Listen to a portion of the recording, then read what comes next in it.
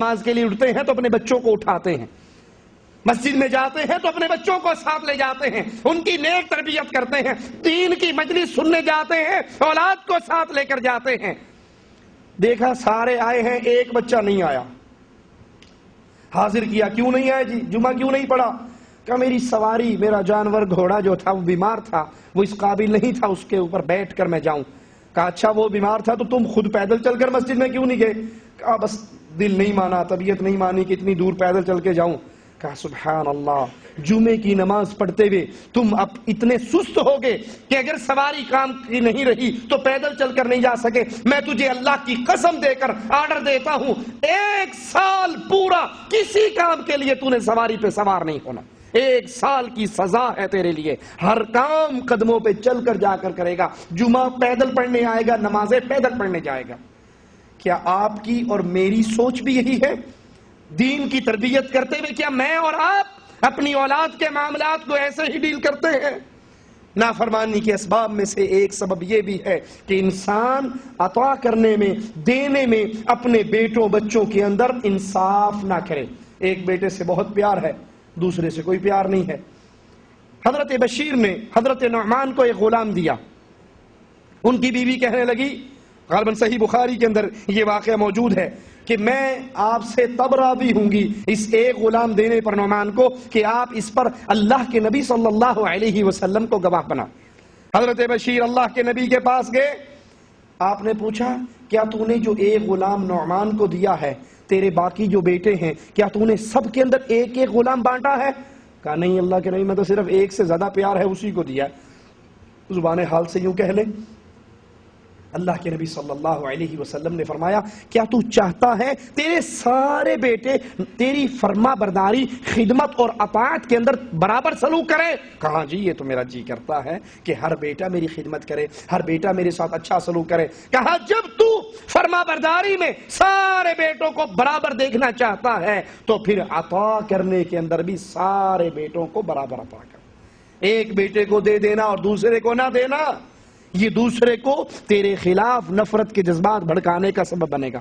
آپ نے اکثر دیکھا ہوگا، باپ اپنے گھر میں آتا ہے، باپ کے کئی بچے ہیں، ایک چھوٹی بچی ہے 3 سال کی، کوئی 5 سال کا، کوئی 7 سال کا، کوئی 8 سال کا، تو وہ چھوٹی بچی چھوٹی ہونے کے ناطے سے بہت پیاری ہے، وہ اس کو اٹھاتا ہے اور اس کو پیار کرتا ہے۔ اب اس کے بہن بھائی 7 8 9 10 سال والے وہ بھی دائرہ بنا کر کھڑے ہیں کہ باپ کبھی اس کو چھوڑے گا اور ہم سب کو پیار کرے گا، بس وہ ایک کو پیار کر کے اپنے کمرے میں چلا جاتا ہے۔ کیا خیال ہے ان کے دل کے اندر یہ جذبات نہیں ہیں کہ جس طرح باپ نے اس کو پیار کیا ہم سب کو پیار کرے؟ جب ایک بچے کی طرف جھکاؤ کرو گے، باقیوں کی طرف سے منہ موڑو گے، تو پھر نافرمانی کے اسباب کے اندر سے ایک سبب یہ بھی، پیار کرتے ہوئے سب بچوں کو پیار کرو، اور بچوں کو پیار کرنے سے ان کے دلوں میں ماں باپ کا پیار پیدا ہوتا ہے۔ بچوں کو پیار کرنے سے، اللہ کے نبی صلی اللہ علیہ وسلم ایک بچے کو پیار کر رہے، ایک شخص نے کہا اللہ کے نبی میرے 10 بچے ہیں، میں نے آج تک کسی ایک کو بھی بوسہ نہیں دیا، پیار نہیں کیا، آپ ان کو پیار کرتے ہو؟ کہا اگر تیرے دل سے اللہ نے رحمت کو نکال لی تو میں کیا کر سکتا؟ ہم تو اپنے بچوں کو پیار کرتے ہیں، یہ رحمت ہے، اس سے بچوں کے دل میں ماں باپ کا پیار پیدا ہوتا ہے۔ نافرمانی کے اسباب میں سے ایک بہت بڑا سبب سناؤں، اولاد کو ظاہری طور پہ خوش کرنے کے لیے ماں باپ کا حرام کام کرنا۔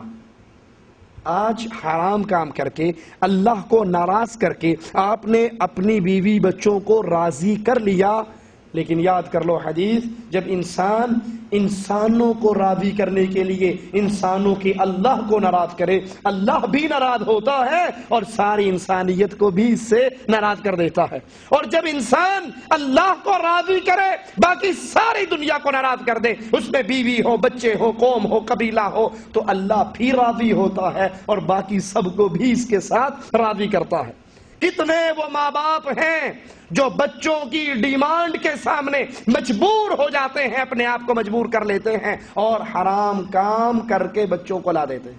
باپ جانتا ہے ڈش انٹینا لگوانا، کیبل لگوانا، گانے لانا، گندی فلمیں لانا، یہ سارا کام بے حیائی کا ہے، گندا ہے، لیکن بچوں نے ڈیمانڈ کی، اب یہ بچوں کو خوش کرنے کے لیے یہ کام کر دیتا ہے۔ باپ جانتا ہے عورتوں کا بے پردہ بازار میں نکلنا حرام ہے، بیوی نے یہ ڈیمانڈ کی، اب بیوی کے لیے راضی ہو جاتا ہے، دیور سے بھی پردہ ختم، بازار میں بھی پردہ ختم، گندا لباس، بازار کے اندر آؤٹنگ، بھیڑ بکریوں کی طرح گھومنا، اب اپنی بیوی کو راضی کر رہا ہے، اولاد کو راضی کر رہا ہے، لیکن یاد کرو کس کو ناراض کر کے؟ تو جب اللہ ناراض ہوگا تو پھر کوئی اور آپ کے ساتھ راضی نہیں ہوگا۔ قاضی شریح رحمہ اللہ کا ایک بیٹا، غور کرنا اللہ کو راضی کرنے والے کس طرح راضی کرتے تھے۔ ایک بیٹا، ان کا باپ قاضی ہے، جج ہے، اپنے باپ سے مشورہ کرتے ہیں کہ میرا فلاں آدمی کے ساتھ جھگڑا ہے، پہلے ذرا جھگڑا پورا سن لو اور پھر جھگڑا سن کے اپنے علم کے مطابق مجھے بتاؤ، اگر میرا حق بنتا ہوا اس قوم پر، میرا حق اس قوم پہ بنتا ہوا تو میں انہیں مجبور کروں گا کہ وہ فیصلہ آپ سے کروائیں تاکہ آپ میرے حق میں فیصلہ کر دو، اور اگر آپ دیکھتے ہو کہ اس کیس میں میں کمزور ہوں، اس کیس میں میں کمزور ہوں، میرا حق نہیں بنتا، تو پھر میں آپ کے پاس نہیں لاؤں گا، انہی سے کوئی 50-50 کر کے اپنا گزارا کر لوں گا، کچھ مجھے دے دیں گے، میں آپ پہ نہیں بیڑ لاں گا۔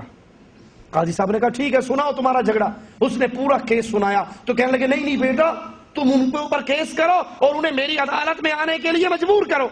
بیٹا یہ سمجھا کہ اس کا مطلب ہے اس کیس میں میرا پلڑا بھاری ہے، باپ میرا ساتھ دے گا۔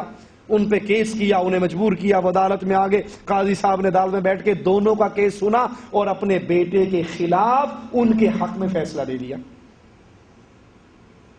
اب جب قاضی صاحب ابا جان اور بیٹا جان دونوں باہر نکلے تو بیٹا ابو سے لڑنے لگ گیا، میں نے آپ کو پہلے کیس کیوں سنایا تھا؟ اسی لیے سنایا تھا نا کہ اگر میرا حق بنتا ہے تو مجھے بتاؤ، آپ نے میرے خلاف فیصلہ کر دیا، اب سارا فیصلہ ان کے حق میں ہے، اگر میں آپ کی عدالت میں نہ لے کر آتا، اپنے آپ ان سے کوئی ڈیل کرتا تو کچھ % مجھے فائدہ ہو جاتا۔ کہنے لگے میرے بیٹے، مجھے تو پوری دنیا میں سب سے زیادہ پیارا ہے، لیکن مجھے اپنا اللہ تجھ سے بھی زیادہ پیارا ہے۔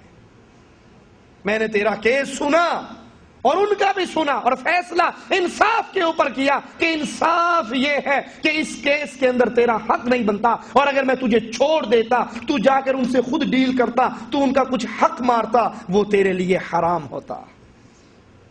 اللہ کی محبت بیوی کی محبت کے اوپر، اولاد کی محبت کے اوپر غالب رکھیے، اور اسی طرح اپنی اولاد کے لیے ہدایت کی دعا کیجیے۔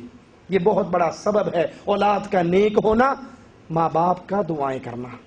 اور بد نصیب ہے وہ ماں، بد نصیب ہے وہ باپ جو اپنے بچوں کے لیے بد دعائیں کرتے ہیں۔ کتنی بد نصیب ہیں وہ عورتیں، کتنے بد نصیب ہے وہ مرد جو چھوٹے چھوٹے بچے، پھول جیسے بچوں کو لیے بات بات پر، آپ نے اکثر رواج دیکھا ہے نا، ٹوٹ پہنانا، منڈی ٹوٹا، تینوں چھرا پوے اور تو مرے اور تجھ پہ پھٹکار ہو، پھٹے منہ تیرا، لعنت ہے تیرے پہ، مر جا تو نے یہی دن دکھا۔ بات بات پہ اولاد کو کوسنے، اولاد کو گالیاں۔ کتنا اچھا سسٹم ہے سعودی عرب کا، اللہ ان عربوں کو جزائے خیر دے۔ بچے باپ کے ساتھ کوئی غلطی بھی کر لیں تو یہ نہیں کہتے مرے گا تو جان چھوٹے گی، کبھی نہیں فائدہ اٹھا سکتا، کبھی تو کامیاب نہیں ہوگا، تو برباد ہوگا، کبھی نہیں کہتے۔ کیا یہ ہداک اللہ، اللہ یہدیک، اصلحک اللہ، اللہ تیری اصلاح کرے، اللہ تجھے ہدایت دے، اللہ تیرا سینہ کھولے۔ یہ دعائیں ہیں، یہ دعائیں دو۔ اولاد کو بد دعائیں نہ دو، پتہ نہیں کون سی بد دعا ماں باپ کی اولاد کے لیے قبول ہو جائے۔ جب کسی بری بات کو دیکھو اولاد کو دعائیں دو، اسے ہداک اللہ کہو، اللہ یہدیک کہو، اللہ تجھے ہدایت دے۔ اور انبیاء کی دعائیں سنو، زکریا علیہ السلام اللہ سے دعا کر رہے ہیں، غور کیجئے، قال ربی هب لی من لدنک ذریۃ طیبہ، اے اللہ تو اپنی جناب سے مجھے اولاد دے، کیسی؟ جیسی مرضی، طیبہ، نیک اولاد دے۔ اولاد کے لیے دعا بہت بڑا ہتھیار ہے ان کی اصلاح کے لیے۔ ابراہیم علیہ السلام دعا کرتے ہیں، ربی هب لی من الصالحین، اے اللہ مجھے نیک اولاد عطا فرما۔ مومنین کی دعا پہ غور کیجئے، اہل ایمان اپنے اللہ سے دعائیں کرتے ہیں، ربنا هب لنا من ازواجنا وذریاتنا قرۃ اعین، اے اللہ ہمیں ہماری نیک اولاد سے، ہماری بیویوں سے ہمیں آنکھوں کی ٹھنڈک عطا فرما۔ تو اپنی بیویوں کی، اپنی اولادوں کی تربیت کیجئے، ان کو دینی ماحول دیجئے، ان کو گندے ماحول سے بچائیے۔ گھر کے اندر گندے رسالے آتے ہیں، آج سے بین کر دیجئے، گندے میگزین آتے ہیں، آج سے بین کر دیجئے۔ آپ گھر کے باہر سے گھر میں آئیں اور آپ کی بیوی پڑوسن صاحبہ سے، کسی سہیلی صاحبہ سے کچھ ٹائم کے لیے جاسوسی ڈائجسٹ، لیڈیز خواتین ڈائجسٹ لے کر بیٹھی ہے چوری چھپے پڑھنے کے لیے. آپ کی نظر